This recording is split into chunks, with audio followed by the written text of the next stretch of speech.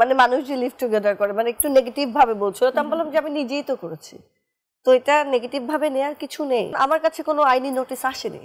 আর 7 দিনের মধ্যে আমাকে বলেছে যে ক্ষমা চাইতে হবে। বাংলাদেশের আইনে লিভ টুগেদার নিয়ে কোনো ল নাই। সে মানে লিভ টুগেদারের কথা বলছে, দেন আবার পরবর্তীতে ইনশাল্লাহ বলছে। তো এটা আসলে ইনশাল্লাহটা বলেছি প্র্যাকটিস থেকে, কারণ এটা আমার কাছে বলছে এটা একটা ভালো জিনিস, তো আমি এটাই বলতে চাইছি এটার অ্যাকসেপ্টেন্সই হবে এবং প্রকাশ্যে সবাই বলতেও সাহস পাবে বা এটা নিয়ে কোনো হেজিটেশন থাকবে না। আগে ছিল না যে জার্নালিজম, ইয়েলো জার্নালিজম, এরপর এখন এটাকে আমি বলবো ব্লু জার্নালিজম।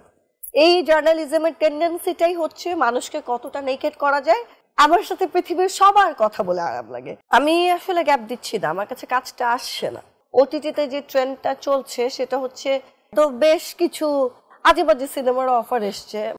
সপ্তাহ ঘুরে আবারও ফিরে এসেছি আপনাদের সবার জন্য আমাদের বাংলা টিভির নিয়মিত আয়োজন অল টাইম ব্রেড নিবেদিত তারায় তারায়। প্রিয় দর্শক, আমি শান্তা জাহান রয়েছি বরাবরের মতো আপনাদের সাথে। আর আমি আজও ফিরে এসেছি আপনাদের খুব পছন্দের একজন তারকাকে সাথে নিয়ে, যার সাথে পুরোটা সময় আড্ডায় মেতে উঠবো। কথা হবে তার কাজ, তার ব্যক্তিজীবন, তার ভালো লাগা, তার মন্দ লাগা এবং সেই সাথে নতুন বছরের কিছু পরিকল্পনা নিয়ে। আর যেহেতু বছরের প্রথমেই আপনাদের সাথে আমি রয়েছি, তাই বছরের শুভেচ্ছাটা তো জানাতেই চাই। নতুন বছরের অনেক অনেক শুভকামনা, ভালো লাগা এবং ভালোবাসা জানিয়ে আমরা শুরু করতে চাই আমাদের আজকের আয়োজন। যে কথা বলছিলাম, আমাদের প্রিয় তারকা রয়েছে, চলুন তার সম্পর্কে আমরা জানবো। তার আগে পরিচিত হয়ে নেই, যার ক্যারিয়ার 20 বছরের, দীর্ঘ 20টা বছর এই ইন্ডাস্ট্রিতে টিকে থাকা, সবার চোখের মনি হয়ে থাকা, এটা কিন্তু চারটিখানি কথা নয়। তার অভিনয়ের দক্ষতা যেমন রয়েছে, একই সাথে রয়েছে মিউজিকের দক্ষতা। আবার পাশাপাশি যদি বলতে হয়, লাইফের আপস অ্যান্ড ডাউনটাও কিন্তু আমরা সবাই মিলে একসাথেই দেখেছি। আমি বলছি আমাদের প্রিয় অভিনেত্রী, মডেল এবং একই সাথে সঙ্গীত শিল্পী জিনাত শানু স্বাগতার কথা। চলুন পরিচিত হই আমাদের এই মানুষটার সাথে। অনেক অনেক শুভেচ্ছা, কেমন আছো? ভালো, শুভ নববর্ষ। শুভ নববর্ষ, হ্যাপি নিউ ইয়ার, যেভাবেই বলো না কেন। বছরের শুরুটা কেমন ছিল? বছরের শুরুটা খুবই আলোচনায় ছিল, সো এটা নিয়ে একটু অ্যানয়েড ছিলাম, বাট তাছাড়া অনেক কিছু অনেক সুন্দর ছিল। আচ্ছা, এই যে বললে আলোচনায় ছিলে, তো আলোচনায় তো এখন সবাই স্বেচ্ছায় আসতে চায়, ব্যাপারটা কি এমন ছিল যে আচ্ছা যাও নতুন বছর আসছে, পুরাতন বছরটা কেউ আলোচনা দিয়ে বিদায় দিলাম, নতুন বছরটাও আলোচনার সমালোচনায় শুরু হোক? না, আসলে আমার এরকম কোনো প্ল্যান ছিল না, কিন্তু ইদানিং মানুষকে একটু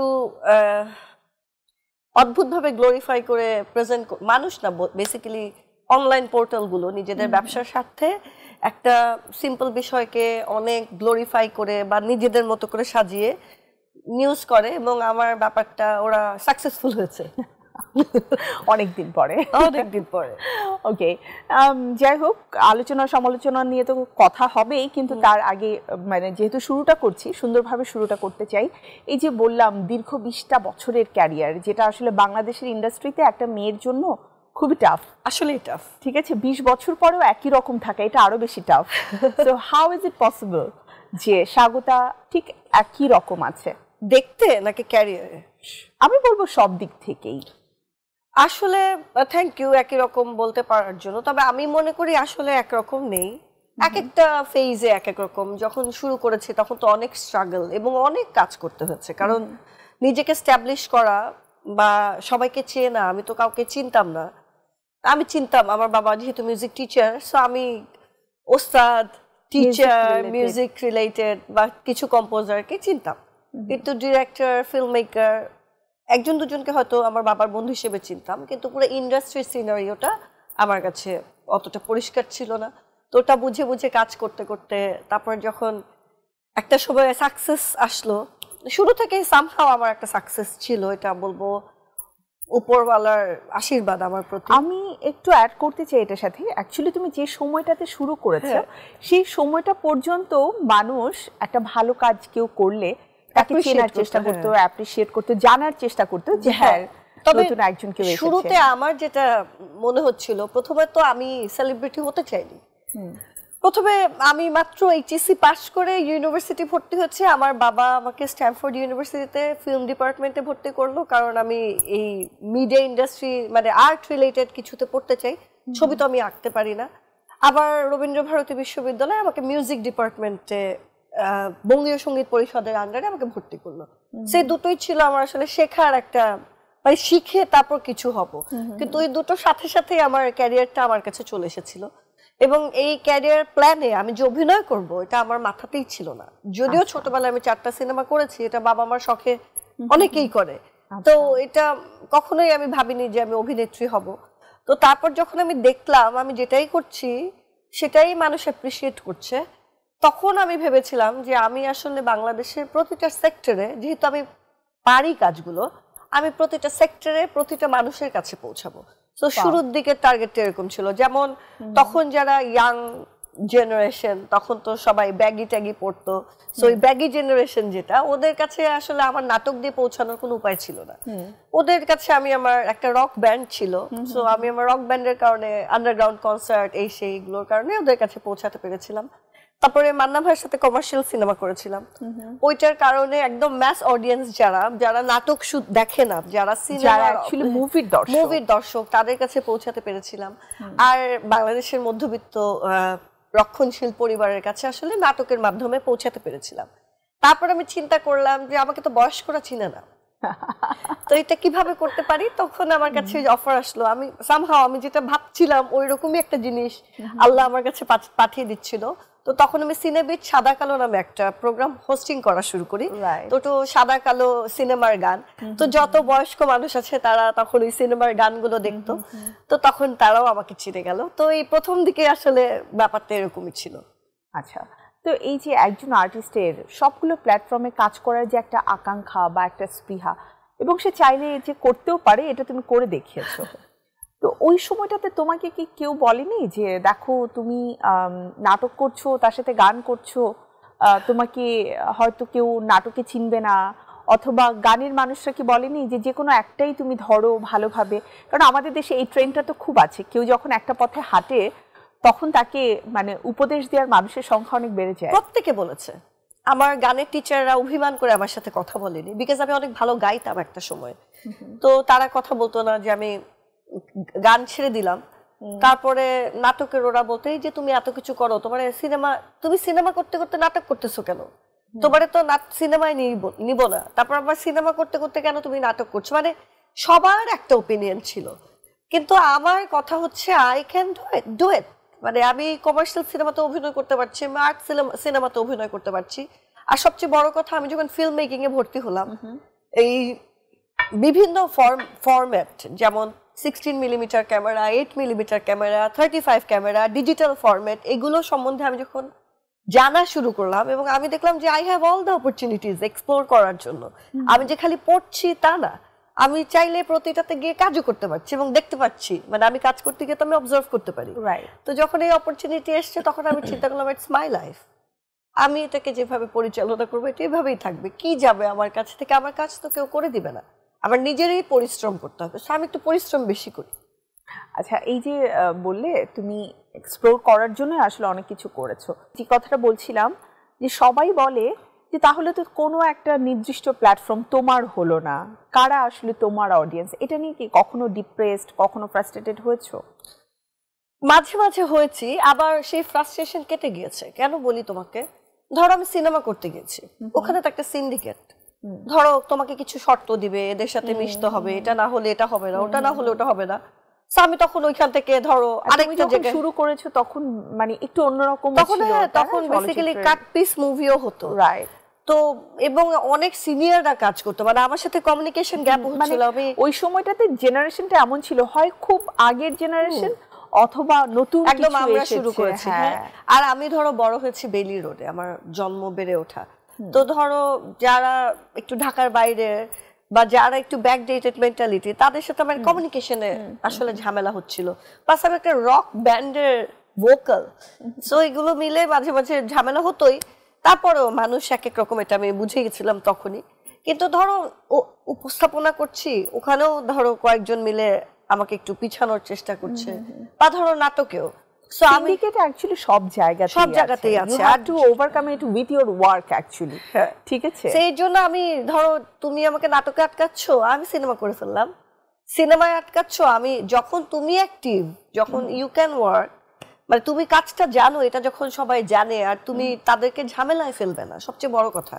আমাদের ধরো সিরিজ যারা করে, ধরো 2000-3000 পর্ব বা ধরো 150 পর্বই, 150 পর্বের একটা নাটকে অ্যাক্টিং করতে হলে প্রতি মাসে 4-5 দিন 6 দিন করে এক একটা অনেক সময় একটা লট অথবা দুটো লট দিতেই হবে। একটা লট দুটো লট না, ধরো 1 বছর 1.5 বছর ধরেই একই ডিরেক্টর এবং একই টিমের সাথে অভিনয় করতে হয়। হ্যাঁ, সেটাই বলছি, মানে প্রতি মাসে মিনিমাম দুটো লট। হ্যাঁ, এটা যখন দিতে হয় তখন তো একটা কমিটমেন্টের ব্যাপার, কমিউনিকেশনের ব্যাপার। সো এই কমিউনিকেশনটা বেসিক্যালি সবার দ্বারা মেনটেন করা সম্ভব হয় না। সো এইটা যখন সবাই যখন আমার সাথে কমফোর্টেবল হয়ে গেল যে আমার সাথে কাজ করা যায় বা আমার কমিটমেন্ট ঠিক আছে, তখন আসলে আমার কোনো সিন্ডিকেটই ঝামেলা হয়নি। ধরো তুমি একটা সিন্ডিকেটের পার্ট, সেই সিন্ডিকেটের সাথে তোমার ঝামেলা হতে পারে না, তখন তো একটা নিউট্রাল কাউকে এনে সেই জায়গাটাতে বসানো হয়। সেই সুযোগটা আমি পেয়ে গিয়েছিলাম। তো আমরা একটু মুভি নিয়ে কথা বলতে চাই। সাধারণত বড় পর্দায় কাজ করা সবার জন্য একটা স্বপ্ন থাকে, আর সেই জায়গাতে ওই সময়কার সবচেয়ে বড় সুপারস্টার ছিলেন আমাদের মান্না ভাই, যে মান্না ভাইয়ের সাথে তোমার কাজ করার সুযোগ হয়েছে। আবার একই সাথে যদি বলি, মান্না ভাই অনেক ওই সময়কার বেশ কিছু অশ্লীল ছবিতেও উনি কাজ করেছেন, যদিও নাম্বার 1 সুপারস্টার তখন তিনিই ছিলেন। তো তুমি মুভি করতে যেয়ে এই ধরনের সিচুয়েশন কি কখনো ক্রিয়েট হয়েছে যে কাটপিস মুভির জন্য অফার পেয়েছো বা যে কোনো একটা ট্র্যাপে তোমাকে মানে ফেলার ট্রাই করা হয়েছে? মান্না ভাইয়ের সাথে ছবি করতে গিয়ে আমার একদমই এই ধরনের কোনো পরিবেশে পড়তে হয়নি, কারণ মান্না ভাই আমার নাম্বারটা পেয়েছিলেন আব্দুল্লাহ মামুন স্যারের কাছ থেকে। আচ্ছা, স্যার একটা সিনেমা শুট করছিলেন দরিয়াপাড়ের দৌলতি, ওখানে পপি আপুকে নেওয়া হয়েছিল। সামহাও পপি আপু ওই সময়টাতে অনেক মুটিয়ে গিয়েছিলেন। আর স্যার যখন এই সিনেমাটা সাইন করান তখন স্যারের সাথে আমার অলরেডি পরিচয় হয়েছে। I was his student. 6-7 মাস 8 মাস আগের কথা, যখন এটা পপি আপু সাইন করে, তো তখন আমাকে দেখতে বাচ্চা লাগতো, ইম্যাচিওর। সো হয় না একটা বয়সে যে তুমি ম্যাচিওরড হয়ে গেল, ট্রানজিশন পিরিয়ড। হ্যাঁ, তো 6 মাসের মধ্যে আমি মোটামুটি একটু নায়িকার মতো আমাকে লাগে। তো স্যার প্রতিটা সিন, এবং স্যারের মাঝে আমার সাথে একটা নাটকে কাজও করেছে, এক জনমে নামে একটা নাটকে, এবং সে আমাকে বেশ কঠিন একটা মেইন ক্যারেক্টার, অনেক ফরিদি আঙ্কেলের সাথে অ্যাক্টিং করতে হচ্ছে, ফেরদৌসী ম্যাডামের সাথে অ্যাক্টিং করতে হচ্ছে, স্যারের সাথে, এবং আমি একদম ফিয়ারলেস। সো এইটা স্যারকে অনেক মুগ্ধ করতো। তো স্যার প্রতিটা শটের পরে বলছে যে ইস, পাগলটা যে কেন আগে বড় হলো না। তো তখন মান্না ভাই পিক করেছে যে প্রতিটা সিকোয়েন্সের পরে আব্দুল্লাহ মামুন স্যার কার কথা মনে করছে। তারপরে ওই মান্না ভাই তখন সেটে জিজ্ঞেস করছে যে আব্দুল্লাহ মামুন স্যারের মতো একজন ব্যক্তিত্ব কাকে বারবার মিস করছে। তো বললো আমাদের একটা পিচ্চি আছে স্বাগতা, বেশ ভালো গান গায়, অভিনয় করে, ভালো নাচে, তো এর জন্য হয়তো স্যার মিস করছে। স্যার ওকে খুব পছন্দ করে, গত 6-7 মাস ধরে স্যার ওর সাথে কাজ করে, যাই করে সবকিছুতে ওকেই নেয়। তো এটাতে মিস হয়ে গেছে, কারণ হয়তো বা পরে বুঝতে পেরেছে যে আমি আসলে তখনো বড় হইনি, তার জন্য সে নিতে পারেনি। তারপরে মান্না ভাই ওই সেট থেকেই আমাকে ফোন দেয় এই সিনেমাটার জন্য। তো উনি আমাকে আসলে যার মুখ থেকে শুনে পছন্দ করেছিলেন, সেই রেসপেক্টটা আসলে পুরোটা সময় উনি আমাকে দিয়েছেন। তো এই কারণে ফেস করতে হয়নি। তবে পরবর্তীতে তো অনেক সিনেমা যখন সুপারহিট, তখন তো নানান সিনেমার অফার আসে, এবং তখন আসলে ইন্ডাস্ট্রিতে এই ধরনের সিনেমার সংখ্যা বেশি। তো বেশ কিছু আজে বাজে সিনেমার অফার এসছে, মানে আজে বাজে লাইক আমাকে তো আর বলে না যে আজে বাজে হবে, আকার ইঙ্গিতেও বলে না, কিন্তু আমি অন্যর কাছে খোঁজ নিয়ে জানি যে এটা আসলে ওই ধরনের ছবি, এই প্রোডিউসার গুলো আসলে ওই ধরনের প্রোডিউসার, আমি রিজেক্ট করে দিই। এন্ড আমি বলি আমার মেন্টাল স্টেট ঠিক নাই, এইটা বললে ওরা মনে করে পাগল হয়ে গেছি। তো যাই হোক, ওদের অবস্থা এতই খারাপ ছিল। তো তারপরে সিনেমা আমি করলাম রাজ্জাক আঙ্কেলের সাথে, কারণ আমি শিওর যে রাজ্জাক আঙ্কেলের সাথে আমার একটা কেমিস্ট্রি আছে অভিনয় করতে গিয়ে, শত্রু খেলায়। আর আমি ফার্স্ট রাজ্জাক আঙ্কেলের সাথে অভিনয় করি আমার বয়স যখন 4, সম্মান নামে একটা সিনেমায়। তো আমি আর কি তাকে মানে এমন একজন লেজেন্ডের সাথে কাজ করার সৌভাগ্য আসলে কে হাতছাড়া করতে চায়? আমি প্রথমটা হাতছাড়া করেছি। প্রথম সে আমাকে অফার করেছিল আমিও বাঁচতে চাই, তার ছেলের মানে সম্রাটের সাথে প্রথম ছবি। তো তার আগে শত্রু খেলায় অভিনয় করছিলাম। আমি আসলে কনফিউজ, আমি সিনেমায়, আমি নাটকে, আমি গানে, আমি কি করব। হ্যাঁ, সো আমি আঙ্কেলকে বললাম আঙ্কেল সিনেমাটা রিলিজ হোক। তারপরে পরের সিনেমাটা যখন করলো কোটি টাকার ফকির, তখন বললো সিনেমা তো রিলিজ হচ্ছে, ভালো হচ্ছে, এবার করো। আমি ওকে। এরপরে ওটা করলাম আর কি। তো টোটাল কটা মুভি তোমার করা হয়েছিল? 13-14টা। আর কমার্শিয়াল যদি বলি একদম মেইন স্ট্রিম ইন্ডাস্ট্রি 3টা। একটা রাজ্জাক আঙ্কেলের, একটা এই যে বান্না ভাইয়ের সাথে, আর একটা হচ্ছে কাজী হায়াত আঙ্কেলের। এই 3টাতেই ওই সময় পর্যন্ত আমি আসলে ভরসা পেয়েছি। একদম কমার্শিয়াল মেইন স্ট্রিম যে মুভি আছে তা করেছো, আর বাকি সবগুলো আমরা যেগুলোকে অ্যাকচুয়ালি আর্ট ফিল্ম টাইপের বলি। আর্ট ফিল্ম না, আমি বলবো এগুলাকে এখন ইন্ডিপেন্ডেন্ট ফিল্ম। যার যার মতো করে ওই সময়টাতে শুধুমাত্র আর্ট ফিল্ম নামেই অ্যাকচুয়ালি পরিচিত হতো। মাঝে অনেক বছর করিও নি, ক্যাটাগরাইজ করে ফেলা হতো। অনেক মাঝে অনেক বছর সিনেমাও করিনি, কারণ ইন্ডাস্ট্রির অবস্থা সিনেমা করার মতো ছিল না। তারপর একটু গ্যাপ দিয়ে শুরু করেছি, 6 বছর কাজ। আসলে সবার সাথে না কথা বলে খুব একটা মজা পাওয়া যায় না, বাট তোমার সাথে কথা বলে আমি মজা পাচ্ছি। Thank you. অনেস্টলি আমি এটা বলতে চাই, মানে আমার কাছে মনে হচ্ছে যে তুমি কথা বলে ফিল্টার করো না, মানে তোমার মনে যেটা থাকে তুমি সেটাই বলতে পছন্দ করো। হ্যাঁ, এটা মাঝে মাঝে আমার কাল হয়ে দাঁড়ায়। হ্যাঁ, কিন্তু এই মানুষগুলোকে সবাই ভালোবাসে। হ্যাঁ, মেবি এটাও একটা কারণ হতে পারে যে আমার ক্যারিয়ারটা এত বছর রয়ে গিয়েছে। রাইট, বিকজ দিন শেষে সবাই জানে যে না, এই মেয়েটা যাই বলুক না কেন অ্যাটলিস্ট মনের মধ্যে অন্য কিছু পুষে রেখে বলছে না। ও যা মানে মুখের উপর একটা গালি দিয়ে দিলেও মাফ করে দেয় মাঝে মাঝে। এটাই। তো সেই স্বাগতের কাছ থেকে কিছু স্ট্রেট ফরওয়ার্ড কথা এবারে আমরা শুনবো। এর আগে তো কাজ নিয়ে প্রচুর কথা হলো, তো তুমি শুরুটাই করেছিলে যে নতুন বছর আসলে আলোচনা এবং সমালোচনায় থেকেই শুরু হয়েছে। তো সবকিছু তো আমরা সোশ্যাল মিডিয়াতে দেখেছি, বাট আমি তোমার কাছ থেকে আসলে একটু জানতে চাই যে থাকে না যে আমরা কিছু একটা বলে ফেলার পরে কেন আমি বলেছিলাম বা ব্যাপারটা কি ছিল সেটাকে ক্লিয়ারিফাই করা। তো আমি যদি জানতে চাই, এই যে লিভ টুগেদার প্রসঙ্গটা নিয়ে এত বেশি কিছু হয়ে গেল, তুমি আগে পরে কি বললে, কিভাবে বললে, সেটাকে নিয়ে কিন্তু আসলে কোনো প্রচার হলো। মানে আমাকে জিজ্ঞেস করা হয়েছিল যে আমি লিভ টুগেদার সম্বন্ধে কি ভাবি, মানে মানুষ যে লিভ টুগেদার করে মানে একটু নেগেটিভ ভাবে বলছিল। তো আমি বললাম যে আমি নিজেই তো করেছি, তো এটা নেগেটিভ ভাবে নেওয়ার কিছু নেই। মানে ইটস নট, মানে হ্যাঁ এটা ধর্মীয় ভাবে মেবি ইললিগাল, মানে অফকোর্স ইললিগাল, কিন্তু এখনকার যুগে এসে মানুষ যে ধরনের রিলেশনশিপে থাকে, যদি মনের মধ্যে একটা পিওরিটি থাকে যে আমি লোকটার সাথে থাকবো, তাহলে আমি এটার মধ্যে কোনো সমস্যা দেখি না। তো এই কথাটাকে আসলে নেগেটিভলি এবং আইনি নোটিশ পর্যন্ত তোমার কাছে চলে এসেছে। এটাও আসলে একটা, আমি বলবো তোমাকে যে এটা একটা নিউজ, কারণ আমার কাছে কোনো আইনি নোটিশ আসেনি। আর 7 দিনের মধ্যে আমাকে বলেছে যে ক্ষমা চাইতে হবে। আমার কাছে 7 দিনের মধ্যে চিঠিটাই এসে পৌঁছালো না। সেইগুলো সব নিউজ। এবং আমি বললাম না শুরুতে তোমাকে বলেছিলাম, আগে ছিল না যে জার্নালিজম, ইয়েলো জার্নালিজম, এরপর এখন এটাকে আমি বলবো ব্লু জার্নালিজম। এই জার্নালিজমের টেন্ডেন্সিটাই হচ্ছে মানুষকে কতটা নেকেড করা যায় সেই নিউজগুলোতে মানুষ ক্লিক করে, আর নাম না জানা কিছু পোর্টালের আর্থিক যোগান ঘটে, মানে রিচ ভিউয়ের কারণে তারা টাকা পায়। সেখানে আমাকে যে এত কাদা ছিটানো হলো বা এত মানুষের কাছে ছোট করা হলো আমার অডিয়েন্সের কাছে, এই একটারও আমি কোনো পার্সেন্টেজ পাইনি। ধরো আমি যদি একটা সিনেমা করি, আমি তো সাইন করে অ্যাক্টিং এর জন্য আমি টাকা পাই, রয়্যালিটি দেওয়া উচিত তা বলো। তারপরে ধরো আমি যদি নাটকও করি পেমেন্ট পাই বা উপস্থাপনা করে পেমেন্ট পাই। এই যে রিচ ভিউ, আমার তো রিচ ভিউ বানিয়ে মানুষের কাছে পৌঁছাতে হবে না, আমি আমার কাজ দিয়েই পৌঁছাতে চাই। সো এইটার টেন্ডেন্সি আসলে যে ব্লু জার্নালিস্ট যারা তাদের, এবং তারাই বানিয়েছে যে আমি উকিল নোটিশ পেয়েছি, যেটা আমি পাইনি। এটা একদম বানোয়াট একটা কথা। এবং দ্বিতীয়বার উকিল নোটিশ পেয়েছি, এটা আরো বড় বানোয়াট কথা। তো এই আর কি চলছে। মানে ইচ্ছে মতো নিউজ মানে চালিয়ে দিলেই হলো। বাংলাদেশে কিন্তু সত্য মিথ্যা দেখতে যায় না। বাংলাদেশের আইনে লিভ টুগেদার নিয়ে কোনো ল নাই, তো তোমাকে উকিল নোটিশ পাঠাতে হলে তো একটা ল এর মাধ্যমে পাঠাতে হবে। তা আমাকে আসলে কিভাবে পাঠাচ্ছে এটাও বুঝতে পারছি না। আচ্ছা, ধর্মীয়ভাবে আমি বিশ্বাস করি যে তুমি সম্পূর্ণ আমাদের মানে ধর্মীয় অনুশাসনকে বিশ্বাস করো এবং সেভাবে মেনে চলার চেষ্টা করো। তো এই ব্যাপারটা নিয়েও বলছিল যে সে মানে লিভ টুগেদারের কথা বলছে, দেন আবার পরবর্তীতে ইনশাআল্লাহ বলছে। তো এটা আসলে ইনশাআল্লাহটা বলেছি প্র্যাকটিস থেকে, কারণ এটা আমার কাছে বলছে এটা একটা ভালো জিনিস। এটার কারণে আমি হাসানকে বুঝতে পেরেছি, হাসান আমার জীবন সঙ্গী হয়েছে, নাও উই আর হ্যাপি।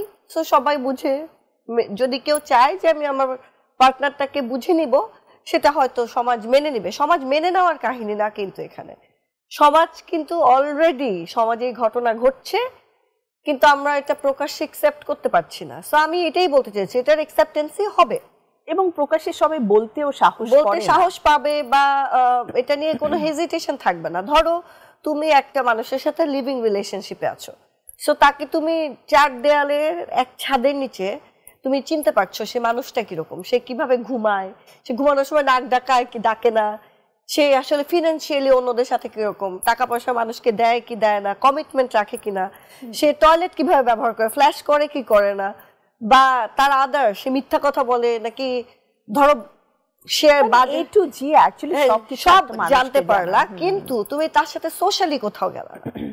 ধরো সে তোমার সামনে চার দেয়ালে একরকম, কিন্তু সে সোশ্যালি আরেকটা মানুষ, তার মানে তো সে একটা হিপোক্রেট, রাইট? সো যদি আমাদের সোসাইটি মেনে নেয় যে দুজনের সম্পর্কটা এবং প্রকাশ্যে দুজন ঘুরেও বেড়াতে পারে, তাহলে হয়তো মানুষটার সোশ্যাল স্ট্যান্ডটাও জানা যাবে। ট্রু। আচ্ছা, তোমার সাথে আমাদের জিমে বেশ দেখা হয়েছে, বিয়ের আগে আগে আমি দেখতাম যে ভাইয়া সহই তুমি জিমে যেতে। এই মানুষটার সাথে আসলে তোমার পরিচয়টা কিভাবে করে হলো? পরিচয় হলো, আমি তো সিঙ্গেল ছিলাম 2-3 বছর, তো এই সময় পাত্র পাত্রী মানে বিভিন্ন জন, সবাই একটা সুন্দর বান্ধবী থাকলে হয় না, আমার একটা বান্ধবী আছে, আচ্ছা, তো এরকম খোঁজাখুঁজি বলা বলি হচ্ছিল। তো আমার এক ফ্রেন্ড আমাকে বললো যে, বান্ধবী আর কি, যে তোমার জন্য আমার ছ্যাগি আমি একটা পাত্র দেখেছি। আচ্ছা, তো পাত্রর একটা ট্রমার গল্প আছে। আচ্ছা, তার একই সাথে পরিবারের অনেককে সে হারিয়েছে 18 মাসের মধ্যে। তারপর আমার আরেক বন্ধু এরকম বলছিল যে তোর জন্য একটা পাত্র পেয়েছি, কিন্তু পাত্রটা এখনো ট্রমাটাইজড, সে একই সাথে এতগুলো মানুষ হারিয়েছে। সো এই দুটো গল্প একদমই মিলে যাচ্ছিল। তা আমি ভাবলাম যে কেন এই ছেলেকে আমার বন্ধুরা আমার পাত্র মনে করছে, সো তো দেখি তো কে ছেলেটা। তো সেই আগ্রহ থেকেই আমি ছেলেটার সাথে দেখা করতে গেলাম। ছেলেটা আসলে ট্রমাটাইজ, সে বিয়ে আসলে জীবনে করতে পারবে নাকি, আসলে সে তার বাচ্চাকে হারিয়েছে, ওয়াইফকে হারিয়েছে, মাকে হারিয়েছে, তার ভালোবাসার কুকুরকে হারিয়েছে, এবং সে একা 18 মাসের মধ্যে সে পুরো একা হয়ে গেছে। তো এই জিনিসটা তার মাথা থেকে সে কিভাবে সরাতে পারবে বা এটাকে কিভাবে ডিল করবে, এটা আসলে একটা সময় সাপেক্ষ ব্যাপার। তো সে রেডি না। তো ওখানে গিয়ে আবার হাসানের সাথে দেখা হলো, সেই পাত্র আবার আমার সাথে নায়িকা, জীবনে কোনো নায়িকার সাথে সে দেখা করতে আসে নাই। তো সেই ভয়ে ভাবলো যে কাজিন এসছে বিদেশ থেকে, ডাচ ক্লাবে উঠেছে, ডাচ ক্লাব রেসিডেন্স আছে, তো ওখানে উঠেছে, বিদেশিরা এসে থাকতে পারে, তো ওখানে যাদের অ্যাকচুয়ালি অন্য দেশের পাসপোর্ট, সো এই জন্য ওর কাজিন এসে ওখানে উঠেছে, তো কাজিনকে সাথে নিয়ে আমার সাথে দেখা করতে চেয়েছিল। সে কাজিন হচ্ছে হাসান, সো আনলাকি, সে হচ্ছে হাসানের পক্ষ থেকে আমাদের বিয়ের সাক্ষী ছিল। সো আনলাকি, বাট যদি বলতে হয় তাহলে বলবো যে বড় মনের মানুষ। হ্যাঁ, আর না সে তো আসলে সে আসলে বিয়ে করার স্টেজে নেই। আচ্ছা, যখন ব্যাপারটা এমন হয়ে গেল যে ওই মানুষটার সাথে হলো না, হলো তার কাজিনের সাথে, তখন রিঅ্যাকশনটা কেমন ছিল? ফ্যামিলি অর লাইক ফ্রেন্ডস, অন্যান্য যারা আছেন? খুব যে একটা রিঅ্যাকশন হলো তা না, কারণ তার সাথে আমার কোনো রিলেশনশিপই হয়নি। তার সাথে আমার প্রথম যেদিন দেখা তখন এই কাজিন ছিল, তারপর তার সাথে আমি আর কথাও বলিনি, দেখাও করিনি। কিন্তু তার এই কাজিনের সাথে কথা আসলে কি করে এগুলো? কাজিন ওখানেই ছিল। তো প্রথম দিন যখন আমার সাথে দেখা হলো, ওই দিন মানে হাসান জানতে পারলো আমি একজন অভিনেত্রী। সামহাও আমার ভাই যে সন্ধি ওই দিন ডাচ ক্লাবে, তো হাসান কিছু গান রেকর্ড করেছিল মাসুম ভাই সোলসের, মাসুম ভাইয়ের তত্ত্বাবধানে হাসানের কম্পোজিশন, এরকম সেশন। মীর মাসুম ভাই, হ্যাঁ। সো একটা সেশন করেছিল, 4 দিনের সেশন। তো বারবার আমাকে 4 দিনের ওই সেশনের গান শোনাতে যাচ্ছে, কারণ আমি মিউজিশিয়ান।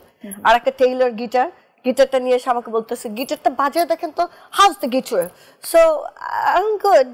এখন I am not a guitarist, I can play guitar, but এটা কতটা ভালো, হ্যাঁ I can sense the sound.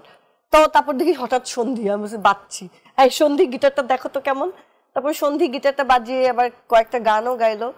তো আমার ধারণা হাসানের তখনই ব্যাপারটা ভালো লেগে গেছিল। আমি হাসানকেও ভুলে গেছি, হাসানের কাজিনকেও ভুলে গেছি, কারণ ওই সময় সবাই আমাকে পাত্র খুঁজে দিচ্ছে আর অনেকের সাথে দেখা হয়, এটা আমি মাথায় নিচ্ছি না, because you are not serious about it. হ্যাঁ, আমি আসলে রিলেশনশিপে সিরিয়াস ছিলাম না, আমি সিরিয়াস ছিলাম জিমে। Gym was my boyfriend. আর আমার কাজে গ্যাপ পড়েছিল আমার আগের অ্যাক্সিডেন্টের কারণে। তো আমি অনেক কাজ করতে ভালোবাসি, তো আমার মাথায় আর কিছুই ছিল না। তো তার 2 মাস পরে হাসান চলে যাবে। হাসান এসেছিল, হাসানের বাবা মারা গেছে, তো হাসানদের এখানে বিজনেস ছিল আর কিছু প্রপার্টি ছিল, এগুলো বুঝে নেওয়ার জন্য। তো সে চলে যাবে ইউকে ফেরত। তো তার আগের দিন আর কি সে আবার আমার ফ্রেন্ডকে বলেছে, আমার ফ্রেন্ড মাঝে আবার 2 দিন নাকি ওর সাথে গিয়ে দেখা করেছে, আমি জানিও না, কারণ আমার ফ্রেন্ডের সাথেও আমার কথা হয় নাই। তো আমার ফ্রেন্ডকে বলেছে আজকের পার্টি এক শর্তে হবে, যদি স্বাগত আসে। তো তারপর আমার ফ্রেন্ড বলছে আচ্ছা, তারপর আমাকে ফোন দিল যে Hasan Shaggy, Hasan is missing you, আমরা চলো আজকেও একটু দেখা করি।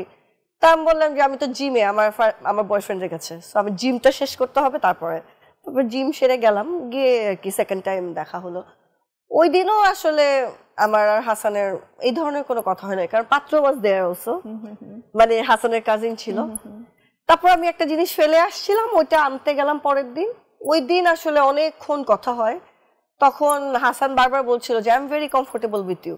এটা বলছিল, আমার মনে হচ্ছিল যে এই যে তুমি একটু আগে বললাম আমার সাথে কথা বলে আরাম লাগে, আমার সাথে পৃথিবীর সবার কথা বলে আরাম লাগে।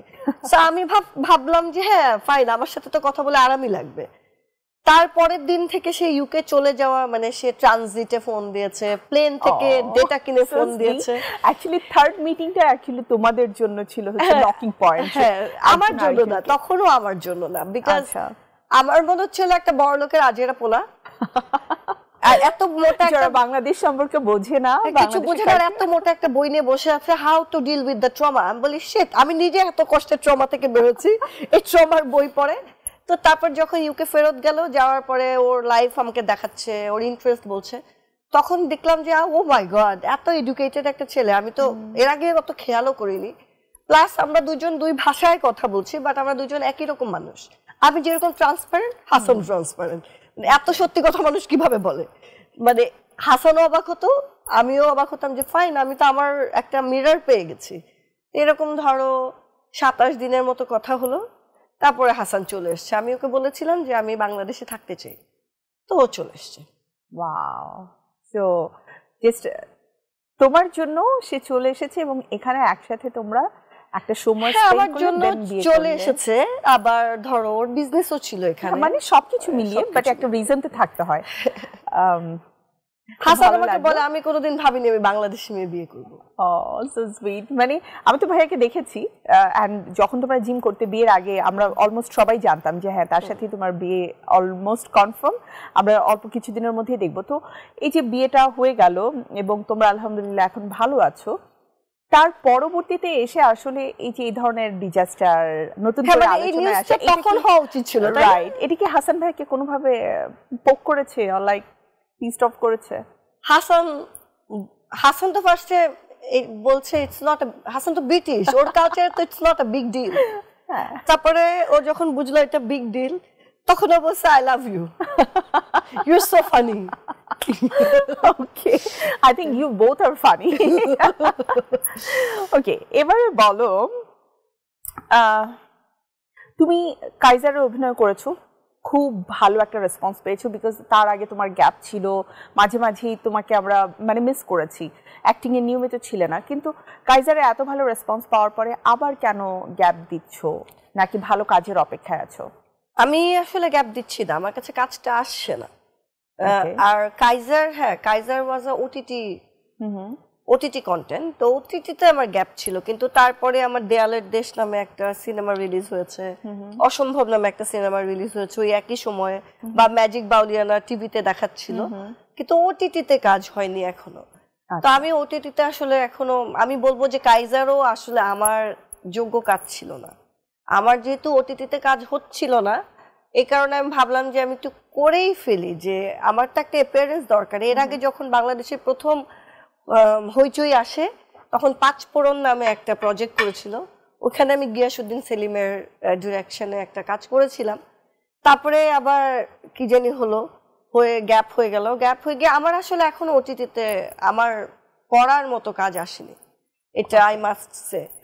আচ্ছা, এই যে বললে কাজ আসেনি বা ধারাবাহিকতা থাকছে না, তোমার ট্রান্সপারেন্সি, অ্যান্ড হ্যাঁ অনেকের কাছে এটা আমরা শুনি, স্বাগতা কিন্তু একটু ক্র্যাঙ্কি, যে কোনো সময় কিন্তু ওর মেজাজ চটে যায়, এটা বলবো আমি গুজব, কথা বলে ফেলে না, এটা গুজব বলবো আমি, আমার যে কোনো সময় অবশ্যই মেজাজ খারাপ হয় না। তুমি যদি আমার মেজাজ খারাপ করার মতো ঘটনা ঘটাতে থাকো তাহলে হবে, তুমি বললা যে শুটিং করবা রাত 12টা পর্যন্ত, 2টা ক্রস হয়ে গেল, ভোর 4টা পর্যন্ত তোমার কাজ শেষ হচ্ছে না, যেটা বাংলাদেশে হয় ইজিলি সবাই করে ফেলে, এবং দিন শেষে তোমাকে রেমুনারেশন হচ্ছে 2 ঘন্টার জন্য যেটা ঠিক করেছিল সেটাই তোমাকে 10 ঘন্টা পরে দেওয়া হচ্ছে। আর ধরো রেমুনারেশনটা দিবে 1 বছর পরে, তখন বলবে আপু আমরা তো লস করে ফেলেছি, 10,000 টাকা কম রাখেন। সেই সবে তো রিঅ্যাক্ট করাটা খুবই স্বাভাবিক না বলো? এটাই।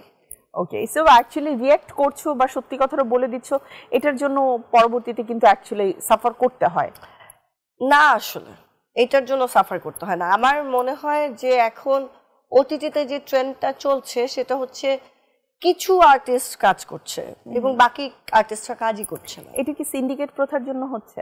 মেবি ধরো 20 জন আর্টিস্ট, এর মধ্যে তুমি 5 জন হচ্ছে তোমার আগের আর্টিস্ট, আর সবই নতুন আর্টিস্ট, যেটা ওরাই সিলেক্ট করে। সবই নতুন এবং ঘুরে ফিরে ওই একই প্ল্যাটফর্মের জন্য একই মানুষকে, একই আর্টিস্টদেরকে নেওয়া হচ্ছে। গল্প ভিন্ন হলেও আর্টিস্ট কিন্তু ভিন্ন হচ্ছে, আর্টিস্ট ভিন্ন হচ্ছে না, বা তারা যে আমাদের থেকে খুবই ভালো অভিনয় করতে পারছে, বা ধরো আমার বয়সী একটা নতুন মেয়েকে অভিনয়ে নেওয়া আর আমার মতো একজন অভিজ্ঞ অ্যাক্টরকে নেওয়ার মধ্যে অনেক তফাৎ, কিন্তু সামহাউ ডিরেক্টররা কমফোর্টেবল ফিল করছে হচ্ছে নতুন মেয়েটাকে নিতে। তো এটাই, কিন্তু এই অবস্থার অবসান ঘটবে, কারণ OTT is such a platform যেখানে আগামী 20 বছর পরেও মানুষ টাকা দিয়ে প্ল্যাটফর্মটা কিনবে, কিনে ছবিটা দেখবে। এটা ফিল্ম বলে ওরা। সো ছবির মান ধরে রাখার জন্য অভিনেতা অভিনেত্রীদের প্রয়োজন। তো আমার মনে হয় এই বিষয়টা ওভারকাম হবে। উপস্থাপনা নিয়ে অনেকবার কথা হয়েছে, কিন্তু আমি যেহেতু একজন উপস্থাপক, আমার জানতে ইচ্ছা করছে তুমি উপস্থাপনাটাকে আসলে কতটা এনজয় করেছো? বেশ ভালো। এনজয় না করলে কি কিছু করা যায় বলো? তুমি কিন্তু অনেক ধরনের প্রোগ্রাম করেছো, লাইভ প্রোগ্রাম করেছো, রিয়েলিটি শোজ করেছো, রান্নার প্রোগ্রাম করেছো, তাই না? তারকা ইন্টারভিউ, এই ধরনের প্রোগ্রামও কি করা হয়েছে? না, আমি এখনো তারকাদের ইন্টারভিউ নেইনি, তবে আজকে তোমার এখানে আসার সময় কথা হচ্ছিল মেবি শুরু করবে খুব রিসেন্টলি। পাও, কংগ্রাচুলেশন নতুন বছরে নতুন কিছুর জন্য। তাহলে আমরা অপেক্ষা করতেই পারি। সো অ্যাকচুয়ালি তুমি কতটা এনজয় করো? কারণ উপস্থাপনা মানে তো খুব কমিটমেন্টের একটা, মানে স্ট্রং কমিটমেন্ট থাকতে হয়। আমি অনেক কমিটেড একটা মানুষ, এটা আই মাস্ট সে। সো আমি এনজয় করি, আর কথা বলতে তো ভালো লাগে। যে দেখো, আমার কথা বলতে আমার সবচেয়ে প্রিয় কাজ হচ্ছে কথা বলা। তো উপস্থাপনা মানে কথা বলা, এই তো। ওকে, এবারে আমরা একেবারে শেষ ভাগে রয়েছি। খুব চটপট কিছু প্রশ্ন তোমাকে করব, তুমিও আমাকে ঝটপট উত্তর দেবে। প্রথমে যদি বলি তাহলে হচ্ছে র্যাপিড ফায়ার, ঠিক আছে? সোশ্যাল মিডিয়ায় কতটা সময় কাটাও? মোটামুটি। ওকে, জীবনের সেরা উপহার কি? আমার বাবা। কোন বিষয় তোমাকে খুব বেশি রাগিয়ে দেয়? হিপোক্রেসি। আচ্ছা, এবারে বলো, সিঙ্গেল লাইফ ভালো ছিল নাকি কমিটেড? দুটোই, যখনকারটা তখন ভালো। নিজেকে যদি এক কথায় ডিসক্রাইব করতে হয় তাহলে কি বলবে? যে আমি অনেক ট্রান্সপারেন্ট, এটা একটা ব্যাপার, আর আমি অ্যান আর্টিস্ট। আচ্ছা, প্রায় যে গানটা তোমার মাথায় ঘুরপাক খায়? এক এক সময় এক একটা। লাস্ট কয়েকদিন আগে আমি নিজে একটা গান লিখেছি, শুরু করেছি, ওটা ইদানিং আমার মাথায় ঘুরপাক খায়। আচ্ছা, যেহেতু গানের প্রসঙ্গ আসলোই, আরেকটা প্রশ্ন আমাকে করতেই হবে, আর আই থিঙ্ক তোমার যারা অনেক ফ্যান ফলোয়ার্স রয়েছে তারাও জানতে চায়, নিজেদের একটা ব্যান্ড ফর্ম করলে এবং একটা ব্যান্ডে একটা মানে মেয়ে ফিমেল ভোকাল আছে, এটা কিন্তু বাংলাদেশের প্রেক্ষাপটে ওই সময়টাতে ছিল না। সো এরকম একটা জায়গা থেকে কেন সরে গেলে? প্রথমত ব্যান্ডটা যখন ফর্ম করা হয় তখন আমরা সবাই স্কুলে পড়ি এই সময়ে। তারপরে ব্যান্ড মেম্বার্সদের প্রায়োরিটি চেঞ্জ হয়ে গিয়েছিল, যে কারণে ব্যান্ডটার কন্টিনিউ করা সম্ভব হচ্ছিল না। এবং যেই বছর আমাদের অ্যালবাম বের হলো 2013 সালে, তার ঠিক পরের বছর আমার বাবা মারা যায়। তো এরপরে আমাদের 3 ভাই বোনের জীবনে অনেক ধরনের পরিবর্তন এসেছে, কারণ আমাদের মাথা থেকে একটা ছায়া চলে গিয়েছে। তো জীবনের অনেক ডিফিকাল্টিজ ফেস করতে হয়েছে। অবশ্যই গান বাজনা তো করছিলাম, এটা আমার একদম জেনেটিক ব্যাপার, আমার মধ্যে আছে। সো গাওয়াটা হচ্ছিল না। আর এই পুরো 2013 সাল থেকে প্ল্যাটফর্মগুলো নাই হয়ে যাচ্ছিল। আগে আমরা অ্যালবাম বের করতাম, একটা ব্যানারে বের করতাম, যেদিন অ্যালবাম রিলিজ হতো সব ফ্যানরা আসতো, আমাদের অটোগ্রাফ নিত, পোস্টার নিত, সিডি কিনে চলে যেত, রাইট? এখন কিন্তু গান সফটওয়্যারে সফট কপি হিসেবে রিলিজ দিতে হয়, ইউটিউব ভিডিও। সো ওই ক্ষেত্রে ধরো তুমি যদি আমার চ্যানেলটা সাবস্ক্রাইব করো বা তুমি আমাকে ফলো করতে থাকো, তাহলে তোমার কাছে এই নিউজটা পৌঁছায়। কিন্তু বাকিরা তো আবার এটা থেকে বঞ্চিত। আমি যতই বুস্ট করি, সবার কাছে আগে যেভাবে মানুষ আগে যেরকম মুখিয়ে থাকতো নতুন কি আসছে, এখন এটা চাইলেও পারে না। এটার কারণে বাট আমার আর হাসানের পরিচয় হওয়ার পরে আমরা 2টো গান রিলিজ দিয়েছি, আরো 2টো গান আমরা রেকর্ড করেছি, রিলিজ দিব। তো হয়তো বা এই গানগুলো আস্তে আস্তে মানুষের কাছে পৌঁছাবে, কারণ পৌঁছানোর মাধ্যমটা না। এখন আসলে যে কোনো ভালো কাজ পৌঁছতে সময় বেশি লাগে, হ্যাঁ। বরং মন্দ কথা এবং মন্দ কাজগুলোই খুব দ্রুত মানুষের কাছে ভাইরাল, ভাইরাল না ভাইরাল। হ্যাঁ, আচ্ছা, এই যে ভাইরাল এই ব্যাপারটা নিয়ে যদি জানতে চাই, এই ভাইরাল ট্রেন্ডে মানে গা ভাসিয়ে অনেকেই দিচ্ছে, অনেক বড় বড় সেলিব্রিটিদেরকেও আমরা দেখছি যে হঠাৎ করে সে নিজেও ভাইরাল হতে চায়। মানে কেন, কি মনে হয়? কাজ তো করতে হবে। তুমি যদি ভাইরাল না হও তাহলে তো তোমাকে কাজেও নিচ্ছে না, হয়তোবা সেই জায়গা থেকে। অথবা আবার মাঝে মাঝে কেউ না চাইতেও, যে আমারটা যেরকম হলো ভাইরাল বানিয়েছে, তো এরকম আমার মনে হয় না যে। আচ্ছা, মানে তোমার কাছ থেকে একটু জানতে চাই, কারণ অনেক বড় বড় গুণী শিল্পীদের সাথে কাজ করার সুযোগ তোমার হয়েছে, আব্দুল্লাহ মামুন স্যার থেকে নিয়ে শুরু করে হুমায়ুন ফরিদি, সুবর্ণা মুস্তফা এবং আরো অন্যান্য, মানে যাদেরকে দেখে আমরা আসলে এই মিডিয়া প্ল্যাটফর্মে আসার স্বপ্ন দেখেছি, এবং তারা এক একজন আমাদের কাছে এখনো মনে হয় যে সেই স্বপ্ন জগতের মানুষ, ইনক্লুডিং আমি সেলিম আলদিনের স্ক্রিপ্টেও কাজ করেছি। ডেফিনেটলি। সো এই মানুষগুলোর সহচার্যে থাকার পরে, এবং অনেকে রয়েছে তারাও ওই সময়টাতে 2003, 4, 5, 6 এই সময়টাতে কাজ করা শুরু করেছে এবং খুব ভালো অবস্থানে শক্ত পজিশনে থাকার পরেও হঠাৎ করে এসে মানে নিজেদের মধ্যেও একটা পরিবর্তন আনলো, ড্রেস আপ গেট আপে পরিবর্তন আনছে, অযাচিত ফটোশ্যুট করছে। আমি অযাচিত বলবো এই জন্য যে একটা মানুষের ক্যারেক্টারের সাথে যখন কোনো কিছু মানে মিলে না যায় তখন সেটা অযাচিত না হলেও চলে, বিকজ সে অলরেডি এই প্ল্যাটফর্মে স্ট্যাবলিশড, নতুন করে স্ট্যাবলিশড হওয়ার কিছু নেই। এই কাজগুলো মানুষ আসলে কেন করে? তার মধ্যেও কি আসলে সেই হারিয়ে যাওয়ার ভয় অথবা ফ্রাস্ট্রেটেড হয়ে এই জিনিসগুলো করছে? 2-3 ধরনের পার্সপেক্টিভ থাকতে পারে। এটা জাস্ট আমি আমার পয়েন্ট অফ ভিউ বলছি, কিন্তু যিনি করছেন তার পয়েন্ট অফ ভিউ তার মতো হতে পারে। এক হতে পারে যে ফ্রাস্ট্রেটেড, এই অস্থির সময়ে আমরা তো অ্যাক্টর, আমরা কাজ না করতে পারলে তো আমাদের খারাপ লাগবে, সো এটার সাথে কোপ আপ করারও একটা ইচ্ছা থাকতে পারে। অথবা ধরো তুমি নানান কারণে তোমার নিজের যে ইচ্ছাগুলো ছিল সেটাকে সাপ্রেসড করে রেখেছিলে, কিন্তু একটা সময় তুমি ফিয়ারলেস হয়ে গেছো, তোমার মনে হলো যে তুমি এখন থেকে আর কাউকে কেয়ার করি না। সেটাও হতে পারে, যা খুশি আমি তাই করব, হ্যাঁ যা খুশি করবো, কারণ এটা আমার লাইফ। সো এটা ডিপেন্ড করে আসলে যার যার ভাবনার উপর। মেবি সবকিছু মিলিয়ে। বাট ওই যে সর্বশেষ একটা কথাই, যে উপস্থাপনটা যদি সুন্দর হয় যে কোনো কিছু আসলে অনেক দ্রুত অ্যাকসেপ্টেবল হয় সবার কাছে, এটা আসলে ইম্পর্টেন্ট। আমি বলি এখন অডিয়েন্সের যে অবস্থা বা যেভাবে সবকিছুকে প্রেজেন্ট করা হয়, একটু গালিগালাজ দিতেই মানুষ বেশি পছন্দ করে। এবং বাঙালি যে এত গালি দিতে পারে, এই সোশ্যাল মিডিয়া না আসলে বুঝতামই না যে বাংলাদেশের মানুষের জাতীয় ভাষা হচ্ছে গালি।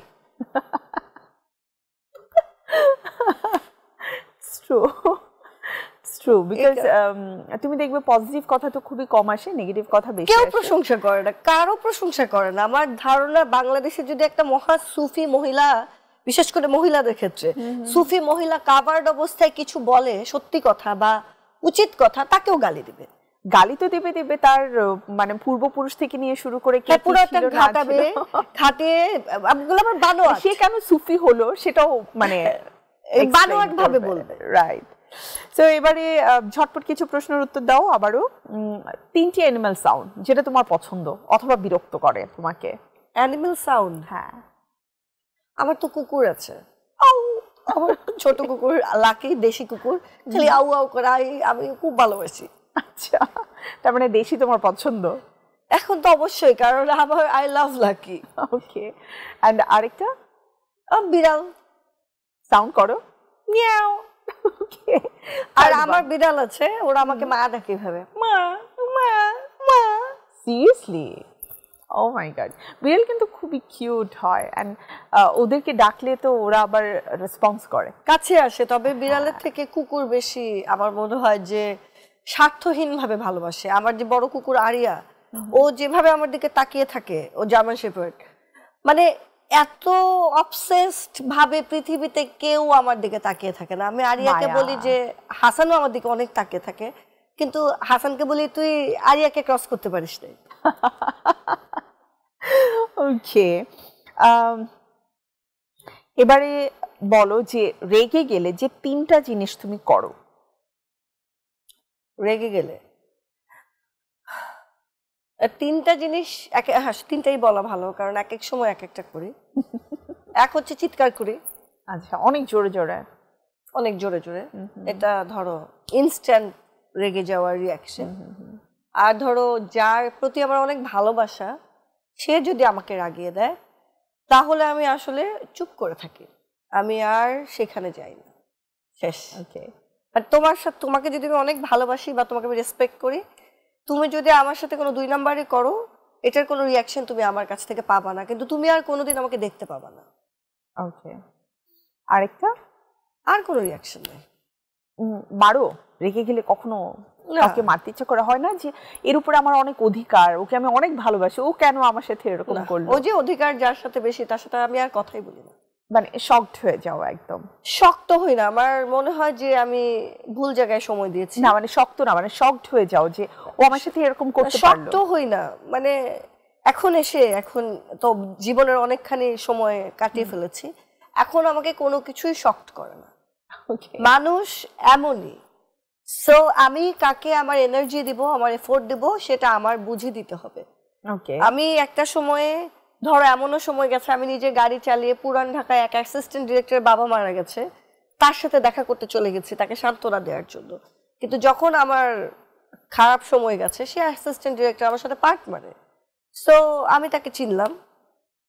আমি তো আসলে সময়ের সাথে বাস্তবতা এবং অভিজ্ঞতা দুটোই তো কাজে লাগে, এবং আমি আসলে লাইফের লেসন। হ্যাঁ, এবং আমি আসলে এরকম কাউকেই সময় দিতে চাই না যারা হিপোক্রেট, যাদের মধ্যে মনুষ্যত্ব বোধ কম এবং যারা প্রিটেনশিয়াস, এক এক সময় এক এক রূপ ধারণ করে, তারা আসলে মানুষগুলো সবচেয়ে ভয়ঙ্কর। এই যে বলে যে প্রিটেনশিয়াস, এই মানুষগুলো মানে আমি অলওয়েজ মানে কাউকে বন্ধু করার আগে আমি চিন্তা করি যে এই মানুষটার আসলে রূপ পরিবর্তন হয়ে যাবে না তো, বিকজ এখন আমরা যা দেখছি সবকিছু তো পজিটিভ, নেগেটিভটা আমরা নিতে পারবো কিনা। তো হ্যাঁ, মানে আসলে ছোটবেলায় না তো জাজও করতাম না, মানুষের সাথে সহজভাবে মিশে যেতাম, কিন্তু সেই মানুষটা ভ্যাম্পায়ার হয়ে আমার এনার্জিটাকে নষ্ট করে দেয়। তো সেই জিনিসটা আমি আর হতে দিতে চাই না। আমার ক্ষতি হয়েছে অনেক, মানুষকে ভালোবেসে ক্ষতি হয়েছে, সেই ক্ষতিটা আমি আর করতে দিতে চাই না। রাইট। তোমার সিনেমার 3টি গান, যে গানগুলো তোমার খুব পছন্দের, মনে আছে কি? হ্যাঁ, একটা তো সবার পছন্দ, আমি তোমাকে চাই, আমি তোমাকে চাই, এটা আছে। আর একটা হচ্ছে আকাশের নিচে মাটির কাছে প্রেমের এক পৃথিবী, ভালো লাগে রে সবই। আর আরেকটা হচ্ছে দেয়ালের দেশের একটা গান, ফুরিয়ে যাওয়ার আগে আমায় কুড়িয়ে নিও, বেঁচে থাকা ভালোবাসা আমার জন্যে জেনে নিও। চমৎকার। এটা কিন্তু ভালো লাগে যে নিজের কিছু গান মানে এই যে গুনগুন করে গাইতে পারে, এটা তো অন্যরকম একটা প্রাইডের ব্যাপার। বিকজ আমাদের দেশে এখন এটারই সবচাইতে বড় সমস্যা যে আমরা কোনো কিছু এটাকে কি বলে হয় না যে আমার বলতে পারাটা হয় না। আর বিশেষ করে গানের ক্ষেত্রে সবাই তো কভার সং করে অভ্যস্ত। আমি তো নিজে এখন লিখছি আর শুরু করছি। সেটাই তোমার নিজের হবে। ওকে, একেবারে শেষের দিকে রয়েছে। এবারে আমি ইন্ডাস্ট্রিতে কাজ করছি নিয়মিত এমন 3জন নায়ক এবং 3জন নায়িকার কথা বলবো। তুমি তাদের সম্পর্কে পরামর্শ অথবা তোমার মন্তব্য যে কোনোটাই দিতে পারো, খুব ঝটপট, অল্প কথায়। পরিমণি। অনেক নটোরিয়াস। ওকে। অপু বিশ্বাস। ছোট বোন। ওকে। দিঘি। আসলে দিঘি রিয়েলি ছোট বোন। আচ্ছা। অপু বিশ্বাস বলে সে আমার ছোট বোন, এর জন্য ছোট বোন। ওকে।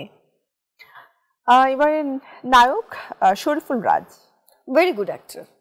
সিয়াম আহমেদ। ছোট ভাই। আচ্ছা। শারিয়া নাজিম জয়। জয় ভাইয়া তো জয় ভাইয়াই। মানে নায়ক হিসেবে জয় ভাইকে কেমন লাগে? ভালোই লাগে। জয় ভাইয়ের সাথে আমার যেদিন প্রথম কাজ হয়, উনি আমাকে পটানোর জন্য, এটা সিরিয়াসলি নাকি ফাইজলামি জানি না, উনি এক থাল কাঁচামরিচ খেয়ে ফেলেছিল, ওটা দেখে আমার মা পটে গেছিল। ও বাহ। তো এটা আমরা জয় ভাই সম্পর্কে নতুন আরেকটা তথ্য কিন্তু পেয়ে গেলাম। জয় ভাই বেচারা বাচ্চারাকে এখন কাঁচামরিচ দিলে যদি খেতে পারে তো বুঝবো যে না। খুব ওই যে সিনেমা দেখে কি হাম দিল দে চুকে সালাম সালমান ওটা দেখে খানের। আমার মা বলে এই বিক্রমপুরা ছেলেটা এতগুলা কাঁচামরিচ খেতে পারে। আমি বললাম মা তুমি পটে গেছো, আমি কিন্তু পটি নেই। মরিচে অ্যাকচুয়ালি বিচি ছিল না। না আর আমার মা নিজে বিক্রমপুরের জন্য মনে হয় সে পটে গেছে। এটাও হতে পারে অ্যাকচুয়ালি। তো খুব ভালো লাগলো স্বাগতা তোমার সাথে আড্ডা দিয়ে কথা বলে সবসময়ের মতো। অনেক অনেক শুভকামনা থাকবে, যেহেতু নতুন বছর নতুনভাবে কাজ করছো, নতুন গান লিখছো। আশা করছি মানে এন্ড অফ দ্য ইয়ারে যে যদি তোমার সাথে আবারও দেখা হয়, কথা হয়, দেখবো যে কাজের পরিসরটা অনেক বেশি বেড়ে গেছে। দোয়া করো এই বছর আমার বাবার স্কুল আমরা আবার নতুন করে ফাউন্ডেশন আকারে শুরু করেছি। এছাড়া আমি ট্রুগানিক নামে একটা অর্গানিক ফুড প্রোডাক্টের বিজনেস শুরু করেছি। তাছাড়া সিনেমা টিনেমা করার কথা হচ্ছে, আর বললাম তো উপস্থাপনা করার কথা হচ্ছে, যাতে সবগুলো মন দিয়ে করতে পারি। আর যে হাসানের সাথে যখন দেখা হচ্ছে 2 বছর আগে, তখন থেকে তো নিজেই গান লিখছি, শুরু করছি, চলছে। আচ্ছা, গান নিয়ে যেহেতু তুমি বললেই, তোমার কণ্ঠে একটা গান আমি শুনতে চাই, বিকজ অনেক দিন হয়ে গেছে আমরা স্বাগতাকে গানে পাচ্ছি না। তো শুরুটা আজকে থেকেই হয়ে যাক না হয়। আচ্ছা, এই গানটার নাম হচ্ছে মায়া কান্না। তো কিছুদিন আগে আমাদের দেশে একটা গণ অভ্যুত্থান যাকে বলে সেটা ঘটে গেল। তো এটা দেখে বা একটা অস্থির সিচুয়েশন চলছিল এবং খুবই কুইক আসলে একটা শিফটিং হলো। তো এটা দেখে আমি একটা গান লিখেছি, শুরু করেছি, মানে ওটার ইন্সপিরেশনে। গানটার নাম হচ্ছে মায়া কান্না। তো ওটার থেকে 4 লাইন গাই প্লিজ। শোনো কান্না, মায়া কান্না, সত্য হয় না, কান্না পায় না। শোনো কান্না, মায়া কান্না, সত্য হয় না, কান্না পায় না। গোপন ডায়েরিতে লেখা সত্য কান্না, মায়ার কান্নার ভিড়ে হারিয়ে গেছি যে আর না। শোনো কান্না, মায়া কান্না। চমৎকার, লেখার হাত খুবই ভালো, এগিয়ে যাও। এটাই হচ্ছে প্রত্যাশা যে ভালো কিছু আমরা তোমার কাছ থেকে পাবো। আমাদের দর্শকদের উদ্দেশ্যে যদি কিছু বলতে চাও। দর্শকদের উদ্দেশ্যে বলতে চাই, সবাই ভালো থাকবেন, সুস্থ থাকবেন, অনেক পজিটিভ ভাবে নতুন বছরকে সামনে এগিয়ে নিয়ে যাবেন। থ্যাংক ইউ, তোমার জন্য অনেক অনেক শুভকামনা, ইনক্লুডিং হাসান ভাই। হ্যাঁ, থ্যাংক ইউ। ধন্যবাদ। তোমাকেও ধন্যবাদ, আবারও happy new year. Thank you. প্রিয় দর্শক, আমাদের আড্ডা আজকের মতো এখানেই শেষ করতে হচ্ছে, বিদায় নিতে হবে আমাদের অল টাইম ব্রেড নিবেদিত তারায় তারায় অনুষ্ঠান থেকে। তবে আবারও ফিরে আসবো আগামী সপ্তাহে আপনাদের পছন্দের তারকা এবং তার কিছু কথা নিয়ে। আপনারা সবাই ভালো থাকবেন, সুস্থ থাকবেন, বছর কাটুক আনন্দে, এই প্রত্যাশা রেখে আজকের মতো বিদায় নিচ্ছি। আল্লাহ হাফেজ।